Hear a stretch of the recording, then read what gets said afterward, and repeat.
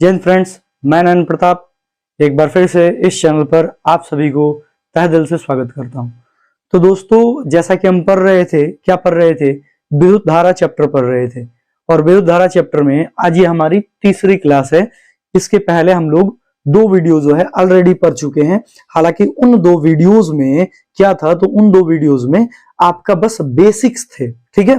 उसमें हम लोग बेसिक्स पढ़े हुए हैं, जिससे कि हमारा चैप्टर जो है, जब हम चैप्टर को पढ़ें तो चैप्टर को पढ़ने में किसी भी प्रकार की कठिनाई ना हो। तो उसमें केमिस्ट्री के कुछ टॉपिक्स वगैरह थे और साथ साथ में कुछ इलेक्ट्रॉन प्रोटॉन से संबंधित चीजें थी, ठीक है। यदि आप उस वीडियो को नहीं देखे हैं तो कोई दिक्कत नहीं है, आप उसको देख सकते हैं प्लेलिस्ट से। और यदि आप इस चैनल पर नए आए हैं तो आप इस चैनल को सब्सक्राइब कर सकते हैं और बेल आइकन को जरूर दबा सकते हैं। और यहां से जो हम पढ़ेंगे वो सारी चीजें जो है, यहां से जो भी चीजें हम पढ़ेंगे वो सारी चीजें आपको बिल्कुल समझ में आएंगी। लेकिन आप पीछे वाली वीडियो जरूर कवर कर लीजिएगा। तो चलिए समय को बिना गंवाए वीडियो को शुरू करते हैं। लेकिन शुरू करने से पहले यदि आप इस चैनल पर नए हैं तो प्लीज इस चैनल को सब्सक्राइब करें और दोस्तों के साथ शेयर करना ना भूलें। आपको यकीन दिलाना चाहते हैं कि इस चैनल पर 100% आपको फिजिक्स, केमिस्ट्री और बायोलॉजी के सारे टॉपिक्स कवर हो जाएंगे जो आपके एग्जाम ओरिएंटेड हैं, जो आपके एग्जाम में पूछेंगे।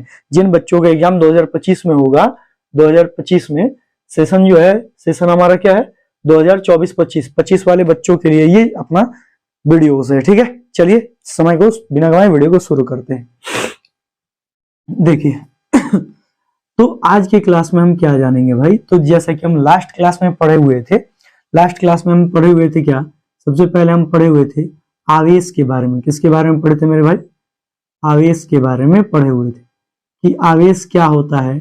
तो आवेश किसी पदार्थ का गुण होता है, ये पढ़े हुए थे लास्ट क्लास में, ये पढ़े हुए थे। थोड़ा सा लास्ट वाले को ही साथ में लेते चलेंगे और ताकि समझ में आएगा। आवेश क्या होता है? पदार्थ का गुण होता है, ये बात पढ़े थे लास्ट क्लास में। जिसके कारण क्या होता है? इसी गुण के कारण पदार्थ में आकर्षण तथा प्रतिकर्षण, आकर्षण तथा प्रतिकर्षण, प्रतिकर्षण का गुण आता है, ये पढ़े थे। आवेश क्या होता है? किसी पदार्थ का गुण होता है जिसके कारण किसी वस्तु में आकर्षण और प्रतिकर्षण का गुण आता है, गुण आता है। और आकर्षण और प्रतिकर्षण के गुण आने की ही घटना को हम यहां पर क्या बोल रहे थे? स्थिर विद्युत। क्या बोल रहे थे? स्थिर विद्युत। ये सारी चीजें लास्ट क्लास में पढ़ चुके हैं। यदि आप पढ़े हुए हैं, पिछले वीडियो देखे हुए हैं, तो आपको समझ में आएगा कि क्यों बोलते हैं, कारण क्या है, ठीक है। अच्छा, ये आकर्षण और प्रतिकर्षण के कारण हो गया स्थिर विद्युत। फिर हम पढ़े थे कि जो ये आपका आवेश है, ये जो हमारा आवेश है, यह आवेश कितने प्रकार का होता है? दो प्रकार का होता है। एक क्या होता है? एक होता है धन आवेश और एक होता है ऋण आवेश। पहला क्या होगा? पहला होगा धन आवेश और दूसरा क्या होगा? ऋण आवेश। ये पढ़े हुए थे। पहला धन आवेश और दूसरा क्या हुआ भाई? ऋण आवेश। दूसरा क्या हुआ? ऋण आवेश, ऋण आवेश। क्लियर है? पहला धन आवेश और दूसरा है ऋण आवेश। फिर हम ये पढ़े हुए थे भाई कि धन आवेश जो है, फिर हम यहाँ पर इसके बाद अगला टॉपिक क्या पढ़े थे कि इस धन आवेश पर क्या होता है? इस धन आवेश पर धनात्मक चिन्ह होता है। चिन्ह क्या होता है? धनात्मक। इसके पास कौन सा चिन्ह होगा? धनात्मक चिन्ह होगा। अच्छा, और इस ऋण आवेश के पास कैसा चिन्ह होगा भाई? इस ऋण आवेश के पास ऋणात्मक चिन्ह होगा। कैसा चिन्ह होगा मेरे भाई? ऋणात्मक चिन्ह होगा। ये लास्ट क्लास में हम लोग पढ़ चुके हैं। अब देखिए मेरे भाई, फिर हम पढ़े हैं कि धन आवेश जिस पदार्थ पर उत्पन्न होता है, जिस धन आवेश जिस पदार्थ पर उत्पन्न होता है, उस पदार्थ को क्या कहेंगे? धनावेशित पदार्थ। क्या कहेंगे? धनावेशित पदार्थ। उसको क्या कह रहे थे? धनावेशित पदार्थ। और जिस पर ऋण आवेश उत्पन्न होगा उसको क्या कह रहे थे भाई? उसको कह रहे थे ऋणावेशित पदार्थ। अच्छा, चलिए यहां पर इतना सारा पॉइंट क्लियर कर लिए, तो एक पॉइंट और है, उसको भी देख लेते हैं, ऋणावेशित पदार्थ।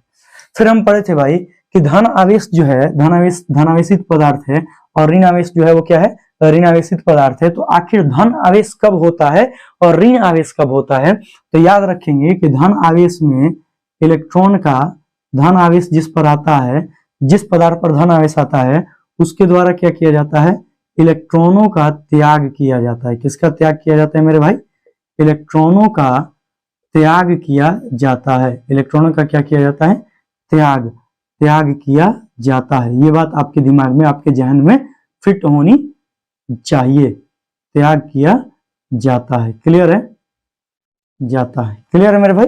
अच्छा, ऋण आवेशित में क्या है, तो ऋण आवेशित में जिस पदार्थ पर ऋण आवेश होता है वह पदार्थ क्या करता है, उसके द्वारा इलेक्ट्रॉनों को ग्रहण किया जाता है। इसमें क्या होता है मेरे भाई, इलेक्ट्रॉनों को ग्रहण किया जाता है। क्या किया जाता है मेरे दोस्त, ग्रहण किया जाता है। इतना उम्मीद करते हैं आपको समझ में आया होगा, क्लियर है। ये सारी चीजें लास्ट क्लास में पढ़ चुके हैं। फिर इसके साथ साथ हम 2 पॉइंट और पढ़े थे भाई। पहला नंबर पॉइंट क्या था, पहला नंबर पॉइंट ये था कि समान प्रकार के आवेश जो होते हैं, समान प्रकार के आवेश एक दूसरे को प्रतिकर्षित करते हैं।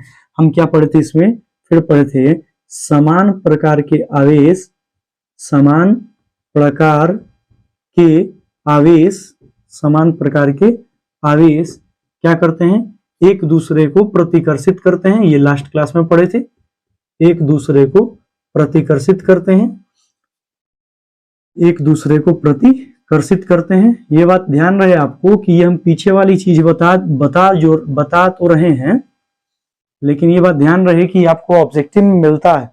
आपको लगेगा कि बोरिंग हो गया क्लास, लेकिन ऐसा कुछ नहीं है। वो सारे पॉइंट्स आपके लिए बहुत ही जरूरी है, उसी को ध्यान में रखते हुए ही हम बता रहे हैं, ठीक है। अर्थात यदि धनात्मक और धनात्मक रहे, धनात्मक और क्या रहे, धनात्मक रहे, धनात्मक और धनात्मक रहे, तो इनके बीच में क्या होगा, प्रतिकर्षण। ठीक वैसे ही भाई ऋणात्मक और ऋणात्मक रहे, माइनस माइनस रहे, तो क्या होगा, ऋणात्मक और ऋणात्मक क्या होगा, ऋणात्मक और ऋणात्मक में होता है आकर्षण। ऋणात्मक और ऋणात्मक में क्या होता है, सॉरी माफ कीजिए, इसमें भी होगा प्रतिकर्षण, इसमें भी होगा प्रतिकर्षण, सॉरी बोलने में हो गया। अब देखिए आगे है यहाँ पर नेक्स्ट पॉइंट, जैसे कि समान प्रकार के आवेश एक दूसरे को प्रतिकर्षित करते हैं, वैसे ही हमारे पास सेकंड पॉइंट क्या आ सकता है, असमान प्रकार के आवेश, असमान प्रकार के आवेश एक दूसरे को, असमान प्रकार के आवेश एक दूसरे को, आवेश एक दूसरे को आकर्षित करते हैं। एक दूसरे को क्या करते हैं भाई, आकर्षित करते हैं, एक दूसरे को आकर्षित करते हैं।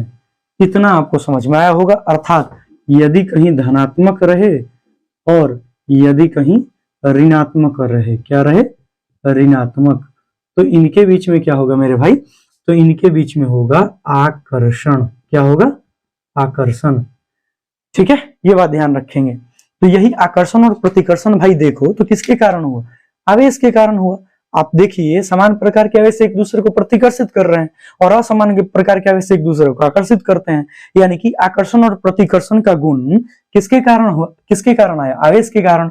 और आवेश जो है वह पदार्थ का गुण होता है, और आकर्षण और प्रतिकर्षण के गुण को ही जब किसी पदार्थ में आ जाएगा तो उसे कहेंगे स्थिर वैद्युत। लास्ट क्लास में पढ़ चुके हैं अच्छे से। तो अब यहां से हम क्या देखेंगे, तो यहां से हम देखें, अगर पॉइंट देखें यहां से, तो ध्यान दीजिए ये सारे पॉइंट्स आप पढ़ चुके हैं लास्ट क्लास में, ये इतना हम जानते हैं और आप भी जानते हैं, ठीक है। चलिए तो आज की क्लास में क्या जानेंगे, तो देखिए आज की क्लास में जो चीज है इसी से संबंधित है। जैसे हम क्या पढ़े हुए थे, हम पढ़ रहे थे कि पदार्थ पढ़े हुए थे, पदार्थ पढ़े थे, फिर पढ़े थे कि जो पदार्थ होते हैं वह पदार्थ, अब जो पदार्थ है हम पढ़े कि इस पदार्थ में जैसे पदार्थ जो होंगे, एक होगा धनावेशित पदार्थ और एक होगा ऋणावेशित पदार्थ। पदार्थ कितने प्रकार के होंगे, एक होगा धनावेशित, एक होगा ऋणावेशित। पदार्थ क्या होंगे, एक होगा धनावेशित और दूसरा क्या होगा भाई, ऋणावेशित। ध्यान से देखना और समझते चलना, एक होगा धनावेशित, दूसरा होगा ऋणावेशित। आप लॉजिक को समझते चलिए।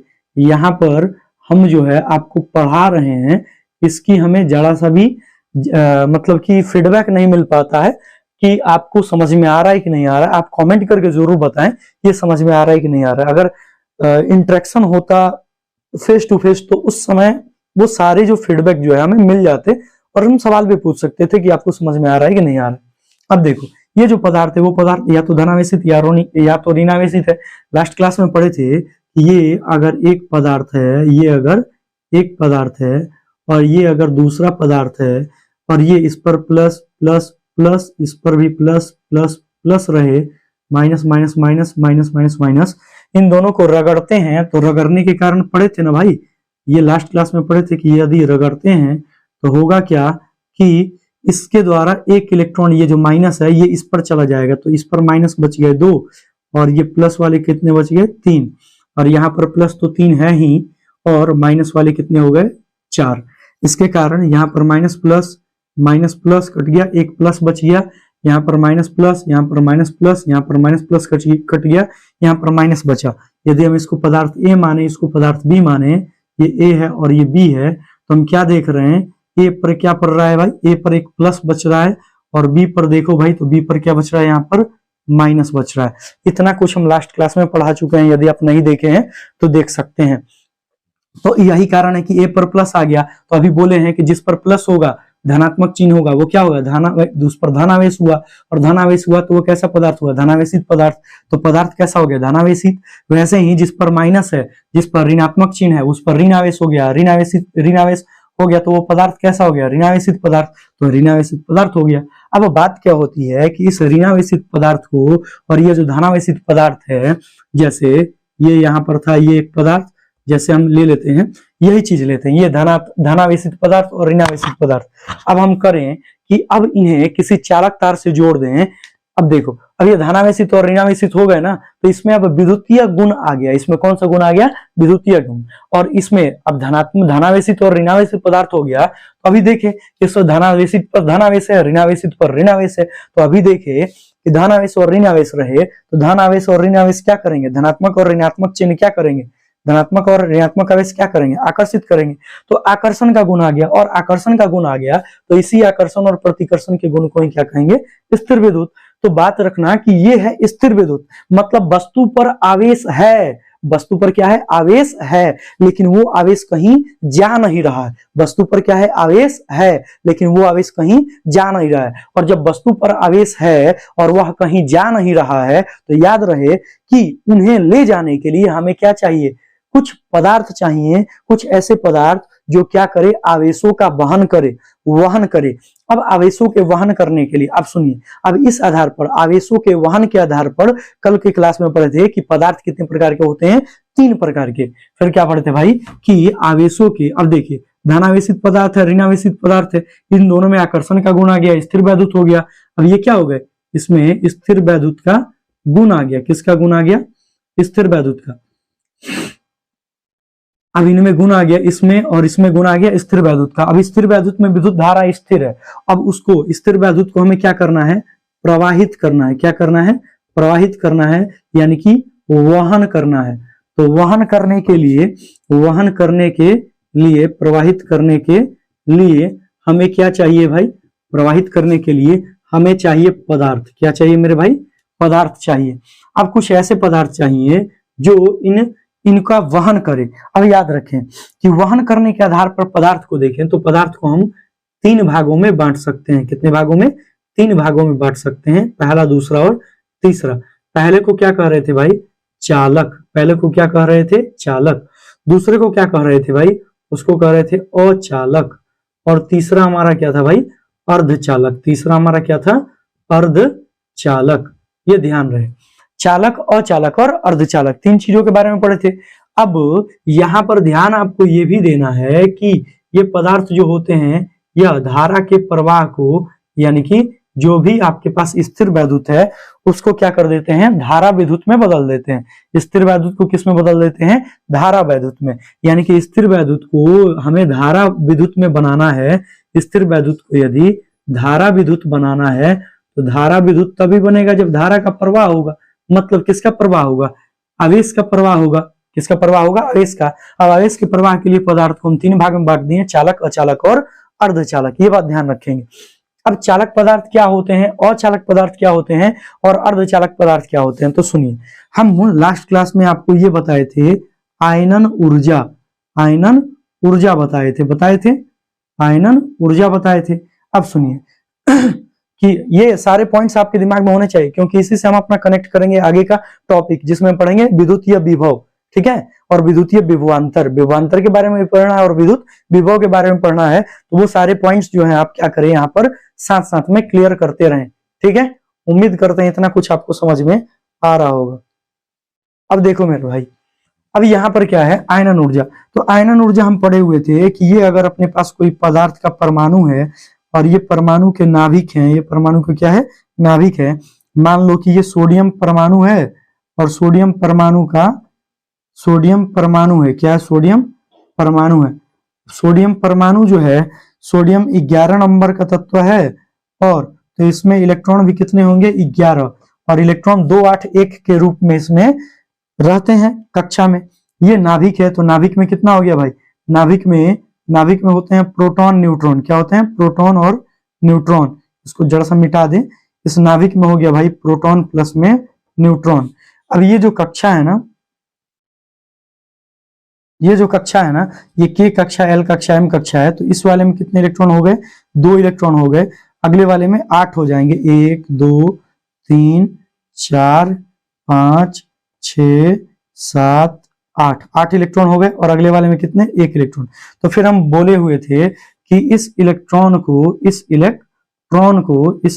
को अपनी कक्षा को त्यागने के लिए, अपनी कक्षा को त्यागने के लिए, कक्षा को त्यागने के लिए क्या दे रहे थे, त्यागने के लिए जो ऊर्जा देंगे, जो ऊर्जा देंगे, वही ऊर्जा क्या कहलाती है, आयनन ऊर्जा कहलाती है। क्या कहलाती है, आयनन ऊर्जा कहलाती है। लास्ट क्लास में पढ़ चुके हैं, वही ऊर्जा क्या कहलाती है, आयनन ऊर्जा कहलाती है। लास्ट क्लास में पढ़ चुके हैं, आयनन ऊर्जा कहलाती है।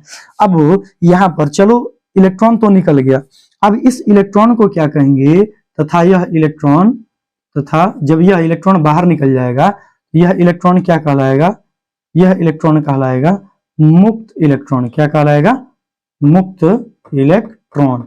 अब जब ये मुक्त इलेक्ट्रॉन है भाई, ध्यान से सुनना, जब ये मुक्त इलेक्ट्रॉन है तो मान लो कि आपके पास कोई ये, यदि आप तो एक परमाणु लिए हैं ना, अब ये देखो, ये यदि आपके पास कोई पदार्थ है, ये क्या है भाई, पदार्थ है, ये क्या है भाई, पदार्थ है, तो इस पदार्थ में आपके पास मुक्त इलेक्ट्रॉन हो सकते हैं। मुक्त इलेक्ट्रॉन क्या हो सकते हैं, मुक्त इलेक्ट्रॉन इसमें हो सकते हैं। अब मुक्त इलेक्ट्रॉन हो सकते हैं, तो ये मान लो इलेक्ट्रॉन है, इलेक्ट्रॉन है, इलेक्ट्रॉन है, इलेक्ट्रॉन है, ठीक है, इलेक्ट्रॉन है, इलेक्ट्रॉन है, क्लियर है। अब ये इसमें मुक्त इलेक्ट्रॉन है, तो मुक्त इलेक्ट्रॉन की बात करते हैं हम, तो मुक्त इलेक्ट्रॉन जो है किसी में ज्यादा हो सकते हैं, किसी में कम हो सकते हैं। अब किसी में हो ही नहीं सकते, जैसे हम बात करें इसी आधार पर, तो ये हमें चालक, अचालक और अर्धचालक पढ़ना है। अब इसमें जो मुक्त इलेक्ट्रॉन है ना भाई, इसमें यदि देखें मुक्त इलेक्ट्रॉन ज्यादा है, एक में देखें, एक में, तो इसमें मुक्त इलेक्ट्रॉन जो है वह 2 है, 3 है, ठीक है, और एक में जो है, एक में मुक्त इलेक्ट्रॉन जो है वह है ही नहीं, इसमें मुक्त इलेक्ट्रॉन है ही नहीं। अब ये जब देखें आप, इसमें मुक्त इलेक्ट्रॉन ज्यादा, इसमें कम, इसमें है ही नहीं, तो इस आधार पर भाई मेरे हम क्या कर सकते हैं, इस आधार पर हम इसे कहेंगे चालक। क्या कहेंगे, चालक। इसे क्या कहेंगे, अर्धचालक। इसे क्या कहेंगे, अर्धचालक। और इसे क्या कहेंगे भाई, अचालक। इसे क्या कहेंगे, अचालक। क्लियर है। चालक वैसे पदार्थ होंगे जिसमें मुक्त इलेक्ट्रॉन ज्यादा होंगे, अर्धचालक जिसमें मुक्त इलेक्ट्रॉन कम होंगे। किसकी तुलना में, चालक की तुलना में कम, तथा अचालक की अपेक्षा अधिक, और इसमें मुक्त इलेक्ट्रॉन होंगे नहीं। तो यहां पर आप लिख सकते हैं इसमें मुक्त इलेक्ट्रॉन जो होंगे, मुक्त इलेक्ट्रॉन प्लस प्लस, मतलब सबसे ज्यादा होंगे। इसमें मुक्त इलेक्ट्रॉन क्या होंगे, इसमें मुक्त इलेक्ट्रॉन केवल ज्यादा होंगे, ठीक है। इसमें मुक्त इलेक्ट्रॉन नहीं होंगे, इसमें मुक्त इलेक्ट्रॉन नहीं होंगे। क्लियर है। तो आप इसकी परिभाषा लास्ट क्लास में, लास्ट वीडियो में आप लिख चुके हैं, इसलिए इसकी हम परिभाषा नहीं लिखेंगे। और आप याद भी रख सकते हैं कि वैसे पदार्थ जिनमें मुक्त इलेक्ट्रॉनों की संख्या अधिक होती है, सर्वाधिक होती है, चालक कहलाते हैं। वैसे पदार्थ जिसमें मुक्त इलेक्ट्रॉनों की संख्या नहीं होती है, अचालक पदार्थ। और वैसे पदार्थ जिसमें मुक्त इलेक्ट्रॉनों की संख्या चालक की अपेक्षा कम तथा अचालक की अपेक्षा अधिक होती है, क्या कहलाते हैं भाई, अर्धचालक कहलाते हैं। इतना कुछ पढ़ लिए थे भाई। अब बात आती है भाई, आगे सुनिए। अब यहाँ पर बात आती है कि ये जो इलेक्ट्रॉन है इसमें, यह इलेक्ट्रॉन व्यवस्थित तरीके से है, मतलब इलेक्ट्रॉन तो है इसमें, लेकिन यह केवल एक दिशा में गति नहीं करेंगे, ठीक है, क्योंकि हमें क्या चाहिए, धारा विद्युत चाहिए। क्या चाहिए, धारा विद्युत। और धारा विद्युत में क्या होगा, इनका प्रवाह एक दिशा में होना चाहिए। जैसे हम जल ले लेते हैं, तो जल को यदि हम गिराते हैं, क्या करते हैं, जल को गिराते हैं, तो जल को गिराते हैं तो क्या बना, जल की धारा। वैसे ही वायु चल रही है तेज, तो क्या कहेंगे, वायु की धारा। अगर वायु तेज चल रहा है तो क्या बोलेंगे, वायु की धारा। फिर अगर लू चल रहा है तो हम क्या बोलेंगे, लू की धारा। तो ऐसे ही धाराएं होती हैं, उन धाराओं को हम समझते हैं और लिखते हैं, ठीक है। और जैसे धारा का मतलब क्या है, किसी चीज का एक दिशा में फ्लो करना, एक चीज में चलना, एक दिशा में चले वो धारा हो गई, ठीक है। अब जैसे कहने का मतलब ये है, हम कहते हैं कि भीड़ की धारा इस दिशा में बह रही है। मान लो कि हम जा रहे हैं इस दिशा में और मेरे पीछे करोड़ों आदमी इसी दिशा में बह रहे हैं, तो क्या हो गया, एक ही दिशा में बह रहे हैं सारे लोग। लेकिन कोई इधर जाए कोई इधर जाए, तो वो जो है वह धारा की दिशा अनेक हो जाएगी, ठीक है। लेकिन धारा हम तभी बोलेंगे जब सारे कण एक ही दिशा में मूव करें, ठीक है, ये ध्यान रखेंगे। तो यहां से ये जो आपके पास है, ये जो आपके पास इलेक्ट्रॉन है, ये एक दिशा में मूव नहीं करेंगे, ठीक है। ये कोई इधर मूव करेगा, कोई इधर करेगा, कोई इधर मूव करेगा, तो कोई जो है आपको इधर मूव करेगा, कोई ऊपर तो कोई नीचे, कोई आगे तो कोई पीछे, ये वाला पीछे। और इस प्रकार क्या होंगे कि इस पर कुल जो बल लग रहा है वह बल क्या हो जाएगा, शून्य हो जाएगा। क्या हो जाएगा, कुल बल शून्य हो जाएगा। लेकिन जब इसी को हम धनावेशित या ऋणावेशित पदार्थ से जोड़ दें तो क्या होगा कि आवेश जो है एक निश्चित दिशा में बहने लगेंगे, सब एक दिशा में बहने लगेंगे। और जब एक दिशा में बहने लगेंगे तो उसी को हम क्या कहते हैं, विद्युत धारा। तो यहाँ पर क्या हो गया, विद्युत धारा किसे कहते हैं, विद्युत धारा किसे कहते हैं, तो विद्युत धारा हम किसको बोलेंगे, आवेशों के प्रवाह को विद्युत धारा कहते हैं। आवेशों के प्रवाह को क्या कहेंगे, आवेशों के प्रवाह को विद्युत धारा कहते हैं। ये बस हम नॉर्मली डेफिनेशन आपको दिए, विद्युत धारा कहते हैं, क्योंकि हम इसके बारे में अभी डिटेल में पढ़ेंगे। विद्युत धारा कहते हैं। अभी जो हमें अपना टॉपिक पढ़ना है ना, वो टॉपिक क्या है, उस टॉपिक पर हम मूव करते हैं। तो हमारा जो टॉपिक है, वो आज का टॉपिक जो है वो क्या है, हमारा जो आज का टॉपिक है उस टॉपिक का नाम है विद्युतीय विभव। क्या नाम है, विद्युतीय विभव। ये विद्युतीय विभव इलेक्ट्रिक पोटेंशियल बोलते हैं, इलेक्ट्रिक पोटेंशियल। अब इलेक्ट्रिक पोटेंशियल क्या होता है भाई, अब सुनो ध्यान देना, क्योंकि धारा और वोल्ट दोनों साथ साथ में रहेंगे। विद्युत धारा और वोल्ट जो होंगे दोनों साथ साथ में रहेंगे। हम आपको जो समझा रहे हैं उस चीज को सुनिए ध्यान पूर्वक, और फिर आपको 100% समझ में आएगा। फिर हम इससे संबंधित कुछ सवाल भी करेंगे, ठीक है। देखिए भाई सुनो, विद्युतीय विभव क्या होता है। तो देखिए हम यहाँ पर देख रहे हैं ना कि इलेक्ट्रॉन है, इस इलेक्ट्रॉन में यहाँ पर इलेक्ट्रॉन है, एक एक दिशा में भागेगा तो एक एक दिशा में, क्योंकि अभी हम पढ़े हैं भाई कि ऋणात्मक ऋणात्मक दूर भागेंगे, धनात्मक धनात्मक दूर भागेंगे। तो इसमें क्या है कि ये जो मुक्त इलेक्ट्रॉन है, तो एक ऊपर जाएगा तो एक नीचे, एक ऊपर तो एक नीचे, एक ऊपर तो एक नीचे, एक ऊपर तो एक नीचे, एक ऊपर और एक नीचे। इस प्रकार से क्या होगा भाई, इस प्रकार से होगा, ये समझना है आपको। इस आधार पर क्या होगा कि जब इलेक्ट्रॉन अलग अलग दिशा में गति करेंगे तो यहाँ पर नेट फोर्स क्या हो जाएगा, शून्य। जैसे हम आपको समझाते हैं, जैसे भाई मेरे, यदि एक डिब्बा है मिठाई का, ठीक है, और ये मिठाई का डिब्बा है, इधर से गोलू इसको खींच रहा है और इधर से इसको भोलू खींच रहा है, ठीक है, ये ध्यान दीजिएगा। अच्छा, दोनों 5-5 न्यूटन का बल लगा रहे हैं, दोनों 5-5 न्यूटन का बल लगा रहे हैं। क्या मिठाई का डिब्बा किसी और गति करेगा, नहीं करेगा, गति नहीं करेगा। लेकिन वही जो है यहाँ पर एक और आदमी आ जाए, कहे कि चलो भाई आधा आधा मिलके खा लिया जाएगा, हम भी आपके साथ जुड़ जाते हैं। अब खींचे, ये भी 5 न्यूटन का बल लगाए तो क्या होगा, तो ये मिठाई का डब्बा इधर आ जाएगा, हो सकता है कि ये आदमी भी इधर आ जाए। क्लियर है। अब सुनो भाई, अब सुनो यहां से क्या हुआ। तो ये जो यहाँ पर आया, तो आने के पीछे रीजन क्या है, मिठाई का डब्बा। लेकिन यहाँ पर हम जिस चीज को समझाएंगे उस चीज को समझना जरूरी है। यहाँ पर मिठाई के डिब्बे की जगह पर क्या है, इलेक्ट्रॉन। क्या है मेरे भाई, इलेक्ट्रॉन। क्या है, इलेक्ट्रॉन। अच्छा, अब सुनो ध्यान देना। अब ये जो आदमी है, इसके पास है प्लस, इसके पास भी है प्लस, मतलब प्रोटॉन, धनावेश धनावेश। अब ये अट्रैक्ट होना चाहता है इधर या इधर, ध्यान दें। अब सुनिए, हम जो चीज बता रहे थे ना उस चीज को समझिए आप। हम आपको तो ये नॉर्मली आपको बताए, हम तो ये आपको नॉर्मली बताए, और ऐसे ही मान लो कि इस मिठाई के डब्बे में इलेक्ट्रॉन होते, तो कोई इलेक्ट्रॉन इस दिशा में मूव करता, तो कोई इलेक्ट्रॉन इस दिशा में मूव करता, तो कोई इलेक्ट्रॉन इस दिशा में, तो कोई इलेक्ट्रॉन इस दिशा में। इस प्रकार नेट जो फोर्स होता, नेट फोर्स वह क्या हो जाता मेरे भाई, नेट फोर्स हो गया शून्य। ठीक है, क्योंकि दोनों जो है, अभी जो चीज देखे हम यहाँ पर वही चीज यहाँ पर देख रहे थे। अब सुनिए करना क्या है, अब इससे हम इसको संबंधित करते हैं। देखिए जैसे यहाँ पर इलेक्ट्रॉन है, यहाँ पर इलेक्ट्रॉन है, ऐसा मानिए कि यहाँ पर प्लस है और इधर भी प्लस है, तो जिधर प्लस होगा उधर तो इलेक्ट्रॉन ज्यादा गति करेंगे, क्योंकि हम अभी पढ़े कि धनात्मक और ऋणात्मक आकर्षण बल लगता है।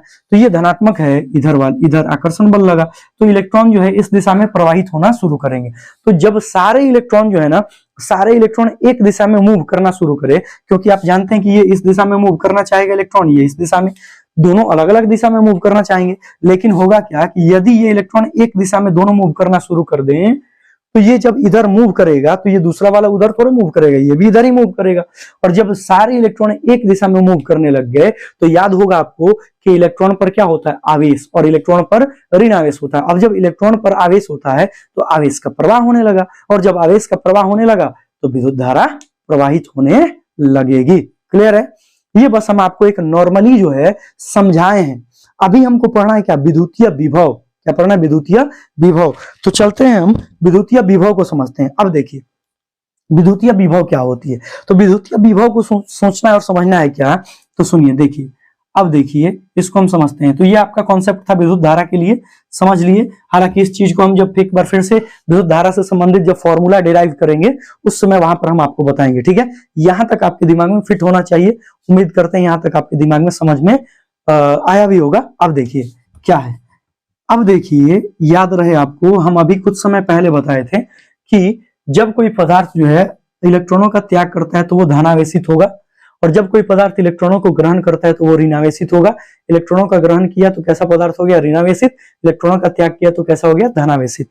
तो त्याग किया तो धनावेशित, ग्रहण किया तो ऋणावेशित। अब याद रखेंगे कि ये अगर आपके पास धनावेशित पदार्थ है, अब धनावेशित पदार्थ है उस पर क्या है, आवेश है। क्या, कौन सा आवेश है भाई, धनात्मक आवेश है। कौन सा आवेश है, धनात्मक आवेश है। ये है धनात्मक आवेश। ठीक है, अच्छा भाई सुनना, ये धनात्मक आवेश है। अब इस धनात्मक आवेश का क्या होगा, इस धनात्मक आवेश के चारों तरफ इसका रेंज होगा। क्या होगा, रेंज होगा। इसका क्या होगा, रेंज होगा। ठीक है, याद रखेंगे। और इधर कहीं अनंत है, इधर कहीं क्या है, अनंत है। इधर कहीं क्या है, अनंत है। तो अनंत से हम यहां पर भी एक क्यू कूलाम आवेश ले रहे हैं। क्या ले रहे हैं, क्यू कूलाम आवेश। और ये यहां पर क्या है, स्रोत आवेश। इसको क्या बोलेंगे, स्रोत आवेश। स्रोत आवेश, और इसको कहेंगे जांच आवेश या इकाई आवेश भी बोल सकते हैं। इसको क्या बोलेंगे, इकाई आवेश। ठीक है, या इसी को क्या बोलेंगे, जांच आवेश। क्या बोलेंगे, जांच आवेश। अब सुनिए, टेस्ट चार्ज बोलते हैं इसको। सुनिए, अब कहता है इसकी परिभाषा क्या कहता है कि इकाई धन जांच आवेश, धन है, इकाई धन जांच आवेश को, इकाई धन, धन मतलब प्लस, और जांच आवेश है, और यहां पर कुछ नहीं है तो क्या है, एक है। तो इकाई धन जांच आवेश को अनंत से किसी स्रोत आवेश के, ये इसके चारों तरफ जो क्षेत्र है भाई, इसमें चूंकि इसमें गुण किसका है, विद्युतीय गुण है।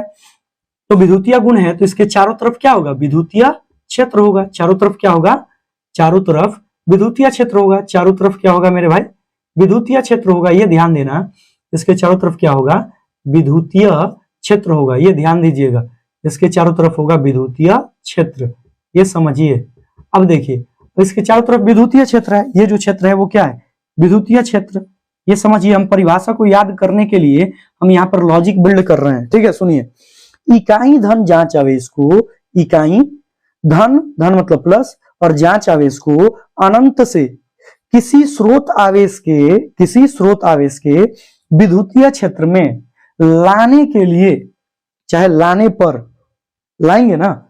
अब आप जानते हैं कि प्लस प्लस दोनों में क्या होगा, रिपल्सन। दोनों में क्या होगा, रिपल्सन। तो जब किसी इकाई धन जांच आवेश को अनंत से किसी स्रोत आवेश के विद्युतीय क्षेत्र में लाते हैं, किसी स्रोत आवेश के विद्युतीय क्षेत्र में लाते हैं, तो इस स्रोत आवेश में उपस्थित विद्युतीय क्षेत्र के कारण बिंदु आवेश पर लगने वाला बल के विरुद्ध, लगने वाले बल के विरुद्ध किए गए कार्य को हम क्या कहते हैं? विद्युत विभव कहते हैं। समझ में नहीं आया, समझाते हैं। विद्युतीय क्षेत्र है, क्या है विद्युतीय क्षेत्र? प्लस है, इसका भी कोई ना कोई विद्युतीय क्षेत्र होगा चारों तरफ, नहीं बना है, जगह नहीं है।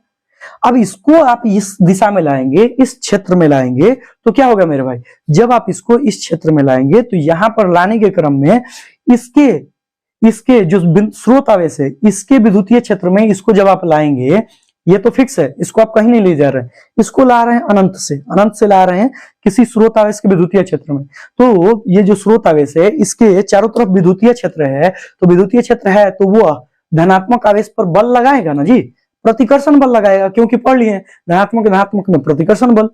अब वो प्रतिकर्षण बल लगाया तो उस प्रतिकर्षण बल के विरुद्ध आपको जानबूझ के यहां से लेके आना, इसके विद्युतीय क्षेत्र में क्या करना है? इस जांच आवेश को जानबूझकर मतलब जबरदस्ती यहां से आपको यहां पर लाना है। और जब आप यहां से यहां पर लाइएगा, तो आपको कुछ ना कुछ वर्क करना पड़ेगा, क्योंकि हम जानते हैं, हम एक बात जानते हैं कि वर्क बराबर क्या होता है भाई? हम कहां लिख दें? हम जानते हैं कि कार्य बराबर क्या होता है? कार्य बराबर होता है बल और गुना में विस्थापन। तो आप ध्यान से देखिए भाई, यदि आप इसको लाएंगे तो आपको बल लगाना पड़ेगा। क्या लगाना पड़ेगा? बल लगाना पड़ेगा। और कुछ ना कुछ यहां से आप ला रहे हैं, यहां पर मान लो किस बिंदु पर ला रहे हैं? बिंदु ए पर ला रहे हैं, मान लो कि प्लस क्यू कर दिए, यहां पर प्लस क्यू इस बिंदु पर आ गया, बिंदु ए पर, तो यहां पर ला रहे हैं, तो कुछ ना कुछ आपने यहां से यहां विस्थापन तय किया, और जो विस्थापन तय किया तो वही तो कार्य हुआ यहां तक लाने में, वही तो हमारा बल गुने विस्थापन ही तो कार्य होता है। बल गुने विस्थापन, कुछ आपने बल लगाया और कुछ आपने दूरी तय कराया, मतलब विस्थापन तय कराया, और उसी को क्या बोलेंगे हम? किए गए कार्य को हम क्या बोलेंगे? विद्युतीय विभव कहते हैं। क्या कहते हैं? विद्युतीय विभव कहते हैं। इतना उम्मीद करते हैं आपके दिमाग में 100% सेट हो गया होगा। क्लियर है? बोलिए, क्लियर है तो बोलिए, क्लियर है? अब देखिए हम यहां से हम क्या करेंगे, अब इसकी हम परिभाषा को जरा सा लिखना शुरू करेंगे, ठीक है? तो इसकी परिभाषा को लिखेंगे, लेकिन हमें जगह चाहिए, जरा सा हमको जगह चाहिए। तो देखिए भाई ध्यान दीजिएगा, यहां से देखिए विद्युतीय विभव क्या कहते हैं? तो हम क्या बोले कि इकाई धन जांच आवेश को अनंत से किसी स्रोत आवेश के विद्युतीय क्षेत्र में लाने पर, अनंत से इकाई धन जांच आवेश को अनंत से किसी स्रोत आवेश के विद्युतीय क्षेत्र में लाने पर स्रोत आवेश के विद्युतीय क्षेत्र के द्वारा लगने वाले बल के विरुद्ध किए गए कार्य को हम क्या कहेंगे? विद्युतीय विभव कहते हैं। सिंपल भी परिभाषा देता है कि इकाई धन जांच आवेश को अनंत से किसी स्रोत आवेश के विद्युतीय क्षेत्र में लाने पर किए गए कार्य को हम क्या बोलते हैं? विद्युतीय विभव कहते हैं। तो उतना भी इजी है, ये ध्यान रहे। लेकिन आपको हम पूरा क्लियर कर रहे हैं कि विद्युतीय क्षेत्र है तो इसके चारों तरफ जो है प्रतिकर्षण बल लगेगा, मतलब क्षेत्र है तो बल लगाएगा। अब उस प्रतिकर्षण बल के विरुद्ध हम काम कर रहे हैं, तो इसलिए हम उसको क्या बोलेंगे? विद्युतीय विभव। तो चलिए इसकी परिभाषा लिखते हैं। क्या होगा? इकाई धन जांच आवेश को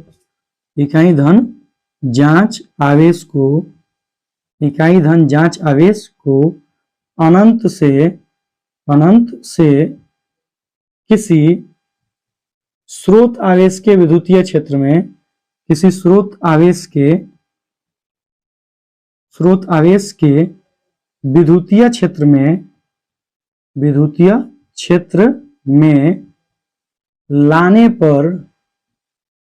लाने पर किया गया कार्य क्या कहलाता है भाई? विद्युत विभव कहलाता है। उम्मीद करते हैं समझ में आया होगा। हम शॉर्ट में ही लिख दिए हैं, ज्यादा बड़ा में नहीं लिखे हैं, क्योंकि यदि हम ज्यादा बड़ा लिखते तो ये यहाँ पर नहीं हो पाता। ठीक है, तो बस लिख दिया नॉर्मली कि इकाई धन जांच आवेश को अनंत से किसी स्रोत आवेश के विद्युतीय क्षेत्र में लाने पर जो भी कार्य करना पड़ता है उसी कार्य को हम क्या बोलेंगे, विद्युतीय विभव कहते हैं। अर्थात विद्युतीय विभव बराबर, विद्युत विभव बराबर, ठीक है, कार्य बट्टे क्या होगा, आवेश। ठीक है, और विद्युतीय विभव को किससे सूचित करते हैं, तो इसको हम सूचित करते हैं विद्युतीय विभव को भी से। किससे सूचित करते हैं, इसका मात्रक भी होता है, और याद रखेंगे इसको भी से सूचित करेंगे, भी बराबर W/Q। ये हो गया आपका फॉर्मूला। हालांकि इसको एक और तरीके से समझा सकते हैं, देखिए कैसे। देखिए जैसे यहां पर आपके पास, यहां पर दिखाई दे रहा होगा आपको, यहां पर एक m द्रव्यमान की वस्तु है। यदि हम इसको पृथ्वी के तल से, ये पृथ्वी का तल है, इसके तल से यहां तक ले जा रहे हैं, मतलब h ऊंचाई तक ले जा रहे हैं, m द्रव्यमान की वस्तु h ऊंचाई तक ले जा रहे हैं, तो पृथ्वी पर ग्रेविटेशनल फोर्स लग रहा था। पृथ्वी के द्वारा क्या लग रहा था, पृथ्वी जो है गुरुत्व बल लगा रही थी। अब गुरुत्व बल के विरुद्ध आप उस पर काम कर रहे हैं, तो यहाँ पर इसकी ये स्थिति, ये इसकी जो है यहाँ पर ये इसकी स्थितिज ऊर्जा थी, लेकिन आप इसको गतिज ऊर्जा में लाए, और गतिज ऊर्जा में लाकर फिर इसको, इसकी स्थिति जो है वह क्या हो गए, परिवर्तित कर दिए। तो जो इसकी स्थिति बदल गई, तो स्थिति बदलने के कारण इसकी पोटेंशियल एनर्जी क्या हो गई, ईपी बराबर mgh हो गई। क्या हो गई, mgh हो गई।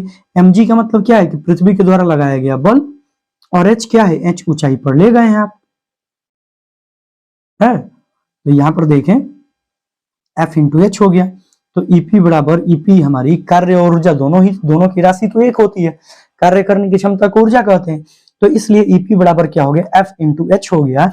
और यहाँ पर आप किसको ले गए हैं, यहाँ पर आप ले गए हैं M को, यहाँ पर ऊपर ले गए हैं, तो वहां पर भी आप किसको ले गए हैं, Q को ले जा रहे हैं। किसको ले जा रहे हैं, Q को इसके विद्युतीय क्षेत्र में ले जा रहे हैं। ठीक है, और प्रतिकर्षण बल लग रहा है। तो याद रहे कि यहाँ पर इसको आप क्या मान सकते हैं, यहाँ पर आप इसको, यहाँ पर आप जो ले जा रहे हैं ऊपर की ओर, तो ले जाने के लिए आप कोई ना कोई कार्य कर रहे हैं, और वह कार्य बराबर क्या हो गया, W बराबर, या EP बराबर, W बराबर EP बराबर mgh।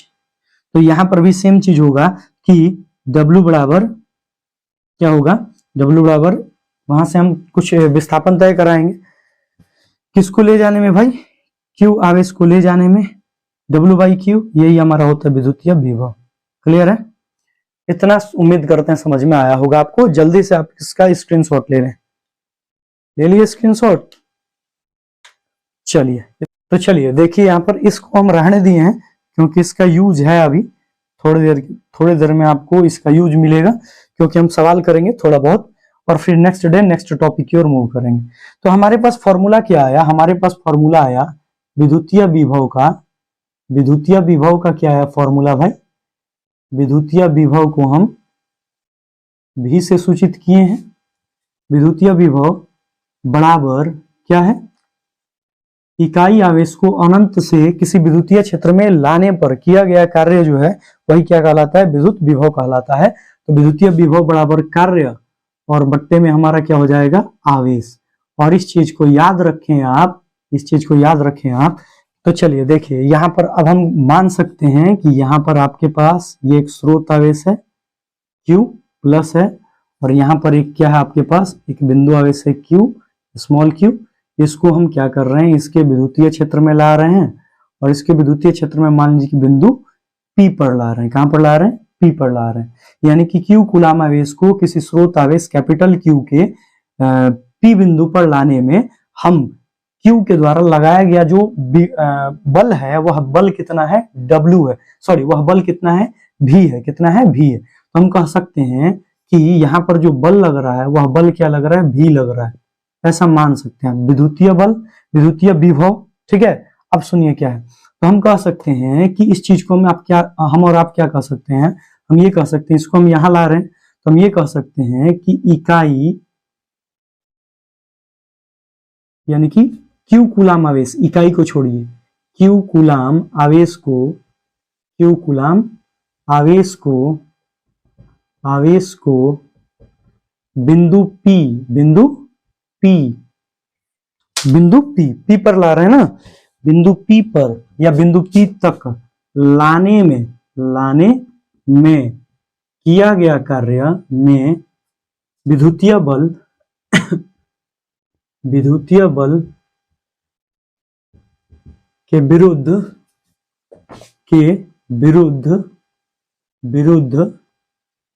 किया गया कार्य जो होगा, कार्य वो W जो होगा, कार्य बराबर क्या होगा, विद्युतीय बल और गुणा में क्या होगा, गुणा में होगा आपके पास आवेश, यानी कि क्यू कूलाम आवेश, क्योंकि हम जानते हैं क्यू कूलाम आवेश। तो ये यहां पर हो गया कि W बराबर क्या हो गया, W बराबर हो गया V इंटू क्यू, या W बराबर भी क्यू, या W बराबर क्या हो गया भी क्यू, या क्यू भी लिख दिए।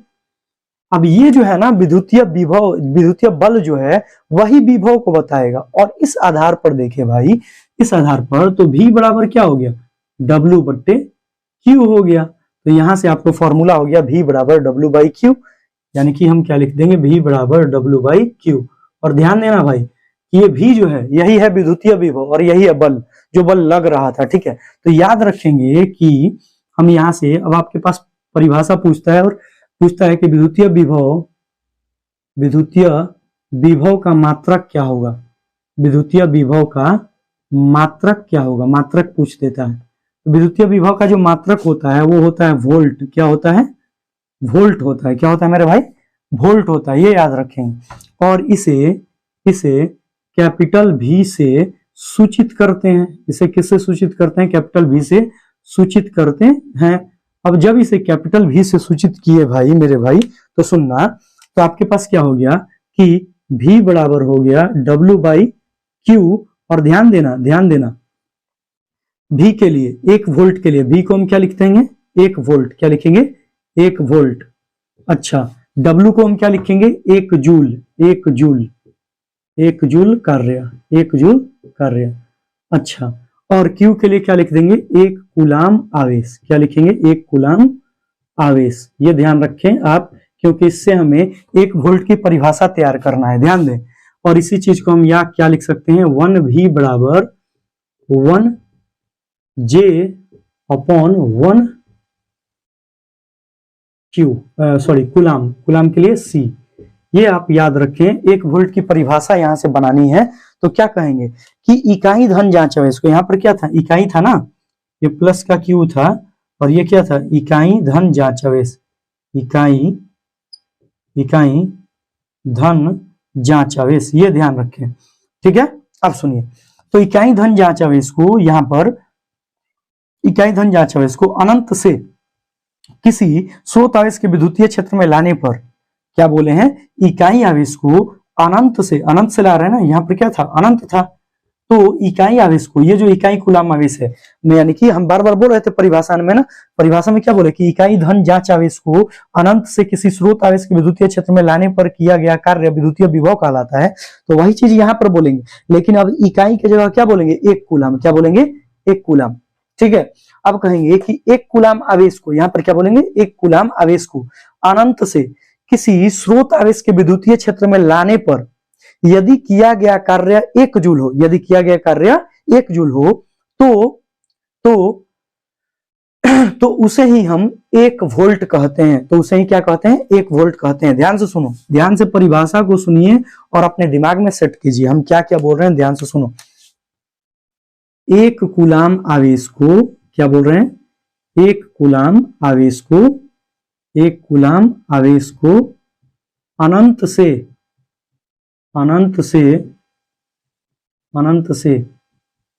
किसी स्रोत आवेश के विद्युतीय क्षेत्र में, किसी स्रोत आवेश के विद्युतीय क्षेत्र में लाने पर विद्युतीय क्षेत्र में लाने पर किया गया कार्य, लाने पर किया गया कार्य, ध्यान से सुनो मेरे भाई, किया गया कार्य कितना हो भाई, किया गया कार्य 1 जूल हो। क्या हो, 1 कूलाम लिखे हैं ना, यहां पर लिखेंगे कार्य कितना हो, 1 जूल हो, 1 जूल हो, तो उसे ही 1 वोल्ट कहते हैं। क्या कहते हैं मेरे भाई, 1 वोल्ट कहते हैं। ये आपकी परिभाषा होगी 1 वोल्ट की। किसकी परिभाषा, 1 वोल्ट की। तो याद रखेंगे कि विभवांतर का मात्रक वोल्ट है, विभवांतर का मात्रक क्या है, वोल्ट है, सॉरी विभवांतर बोल रहे हैं, विद्युतीय विभव का मात्रक क्या है, वोल्ट है, लिखे है ना, मात्रक वोल्ट है। लेकिन यह वोल्ट किसके बराबर है, यह वोल्ट बराबर है जूल प्रति कूलाम के। किसके, जूल प्रति कूलाम के। तो आपसे सवाल पूछेगा कि 1 वोल्ट बराबर क्या होगा, आपसे सवाल पूछेगा 1 वोल्ट बराबर क्या होगा, तो 1 जूल प्रति कूलाम हो गया आंसर। ठीक है, ऐसे सवाल देता है ऑब्जेक्टिव में कि 1 वोल्ट बराबर क्या है, तो 1 जूल प्रति कूलाम, 1 जूल बट्टे कूलाम।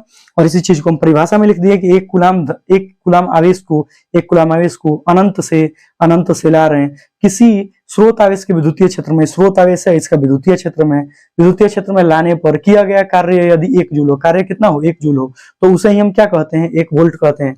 अब इसका सिंपल और सटीक एक परिभाषा आप क्या लिख सकते हैं, आप ये भी लिख सकते हैं कि 1 जूल कार्य तथा 1 जूल कार्य तथा 1 कूलाम आवेश, 1 कूलाम आवेश के अनुपात को, ये भी आप इसका परिभाषा लिख सकते हैं, आवेश के अनुपात को क्या कहते हैं मेरे भाई, को 1 वोल्ट कहते हैं। हो गया, ये भी आप कह सकते हैं 1 वोल्ट कहते हैं।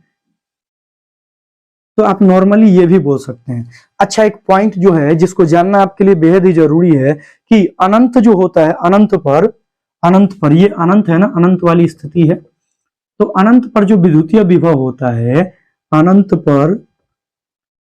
पर ये आपको ऑब्जेक्टिव में मिल सकता है, अनंत पर विद्युतीय विभव का मान कितना होता है, 0 होता है। अनंत पर विद्युतीय विभव का मान कितना होता है मेरे भाई, विद्युतीय विभव का मान 0 होता है। उम्मीद करते हैं इतना सारा कुछ आपके दिमाग में समझ में आया होगा। आप इसका जल्दी से स्क्रीनशॉट ले लें क्योंकि इस पर हम सवाल करेंगे। जल्दी से पहले आप स्क्रीनशॉट ले लें। चलिए रहने देते हैं, ले लिए स्क्रीनशॉट। चलिए, उम्मीद करते हैं आपको विद्युतीय विभव अच्छे से समझ में आया होगा और इसके बारे में अब फिर हम नेक्स्ट वीडियो में पढ़ेंगे, इसके सवाल भी करेंगे और सवाल के साथ साथ हम पढ़ेंगे किसके बारे में, इसके साथ साथ हम पढ़ेंगे भाई विभवांतर के बारे में और विभवांतर से संबंधित भी कुछ सवालों का अध्ययन करेंगे और फिर हम नेक्स्ट डे मूव कर जाएंगे किसमें, विद्युत धारा में।